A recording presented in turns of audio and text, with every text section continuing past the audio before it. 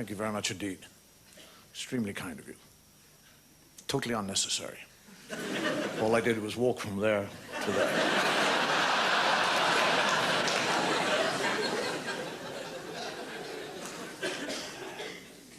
Do you ever see yourself in a lift? Do you ever watch yourself in lifts? Do you know what we're all thinking in lifts, every one of us? If the cable breaks, just bring the top of the lift closer to your head, quick, whack! I don't like lifts, elevators. I've been trapped. I was trapped in a lift in New Zealand. I was trapped for about 45, 50 minutes in this lift in New Zealand. It didn't worry me at first. Then it started to worry me. You kind of sit there and you're reading things, looking at the notices and thinking, limit weight. 800 pounds or 6 people. You think, they're a lot of fat bastards, aren't they? What if it's just 2 people? There'll be 400 pounds each. What if it's 1 bastard? How would he have got in? It was a Otis lift, and I'm sitting there kind of doing anagrams. Sit-o, I sit. I sot I. 2 is 2. I mean, and gradually, and then I saw this thing which says, in the event of a fire, do not use this elevator as a means to escape the building. And I thought, shit, I'm in it. The building's on fire and I'm in an oven. And I believed it. I started to sweat. And there was an emergency phone and I picked that up. It was engaged. And eventually, after about 45, 50 minutes, a screwdriver, the age of technology, a screwdriver comes through the door. And it opened, and there's a fellow there. I would have married a bastard if he'd asked me.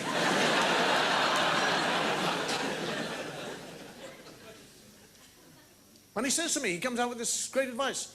How do you feel? I said, well, I was getting a bit wary about it. I didn't really like it. He said, well, what you must do actually is get into another lift immediately. It's like falling off a bike. You've got to do it immediately, otherwise you'll never do it again. So get into this lift here and just press the button, go up to the top of the building and come back down again. 2 hours I was in that bastard.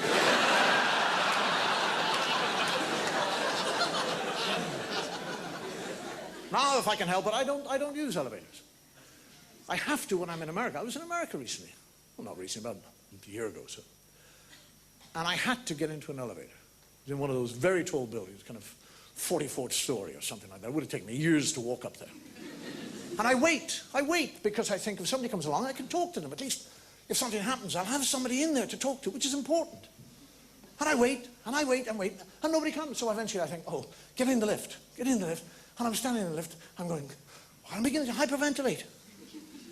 I'm going, oh, shit. Oh, God. Get it over with. So I press the button, and the doors go, and the lift goes, it's one of those express lifts. And I go,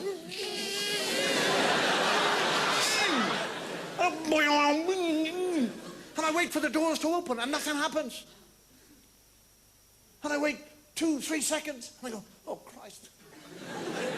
And I blow. I panic.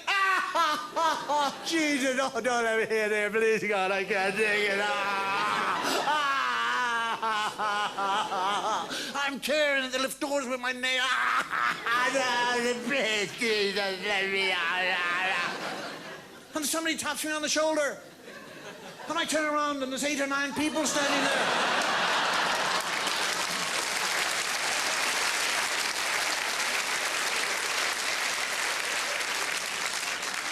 It's one of those old alternate doors for alternate floors. You feel such a prat. You all right? Oh, yes.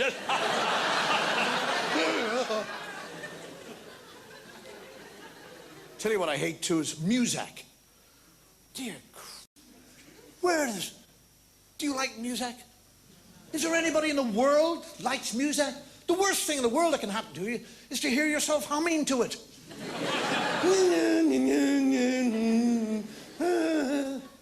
It's everywhere. You phone somebody and they put you on hold. They say, could you hold on a second? And you're holding.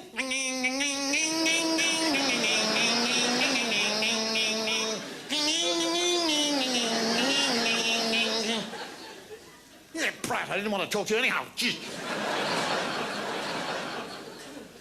Dentist. You go to a dentist nowadays. Music. Have you been to a dentist recently? Years ago, they used to wear short jackets. Now they wear robes, hats, goggles, gloves, masks. You think they were clearing up Chernobyl, for Christ's sake? And they got the drill in their mouth.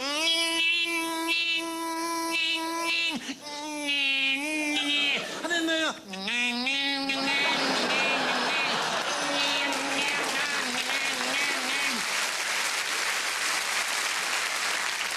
I'll tell you who I hate too, is when somebody phones you and it's the wrong number, they get the wrong number, and they will not accept it. They will not accept that you are telling them this is the wrong number. Hello? Hello? Can we speak to Charlie? Charlie? Charlie who? Charlie. Charlie lives there. No, Charlie doesn't live there. Yes, he does. No, he doesn't. I live here. I've lived here for 24 years. There's no Charlie living here. You sure? Yes, I'm sure. I live here. There's no Charlie. And then they'll say, well, what number is that? I say, what the Christ has got to do with you? If I give you my number, you've already got my number. You ring, there's no Charlie. You ring me back and I'll tell you there's no Charlie here. Now piss off and get off the phone and leave me alone. And then they do the thing, oh, I'm sorry, I beg your pardon, I'm terribly sorry, I apologize. Listen, I made a mistake, a slip of my finger. I'm sorry if I got you agitated. It's just one of those. And then you feel guilty. I feel guilty. I go, oh, it's okay. Look, don't worry about it. It's okay. Anybody can do it. I've done it myself. It's okay. Forget it. Okay. And then he says something like, hey, if Charlie rings, will you tell him I called? Tell you who I hate too. Receptionists. They're like a kind of Panzer division protecting their God. I go to a doctor, and she'll say to me, what do you want? I'm in the doctor's surgery. What do you want? I'd like to see the doctor. Why? Well, I wonder if he'd help me change the tires of my car.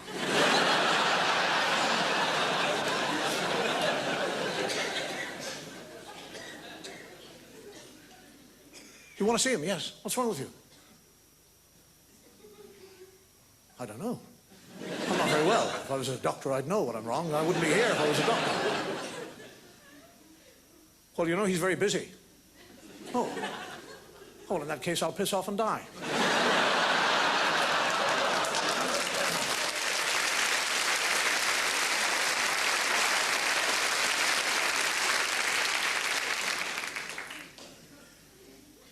And they're mean bastards, aren't they?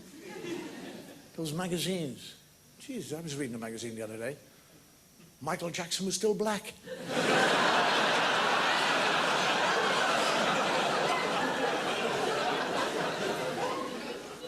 And they're extraordinary. I mean, they're educated people, but they can't say things. They'll say things like, how's the waterworks? This is a qualified doctor. How's the waterworks?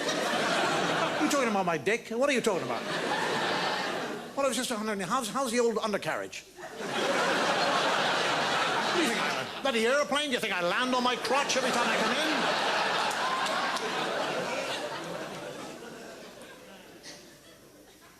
How's your blood pressure? What? Your blood pressure, how is it? I don't know.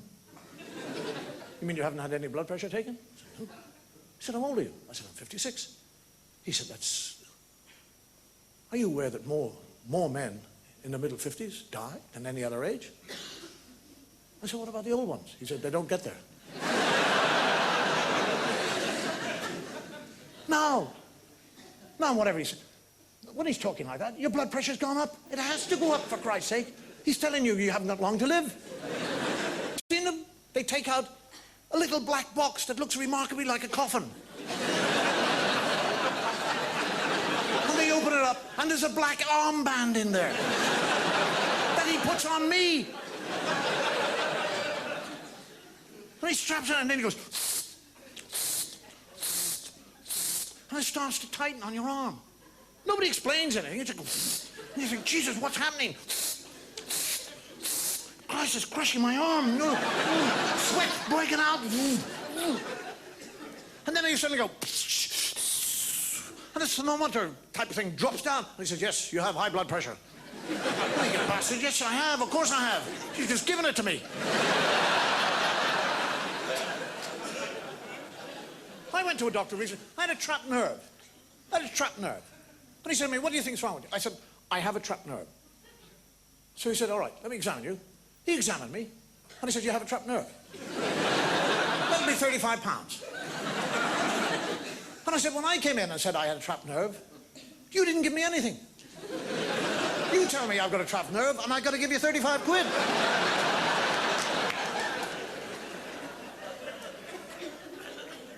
And I'm an ex-smoker. I don't like smokers.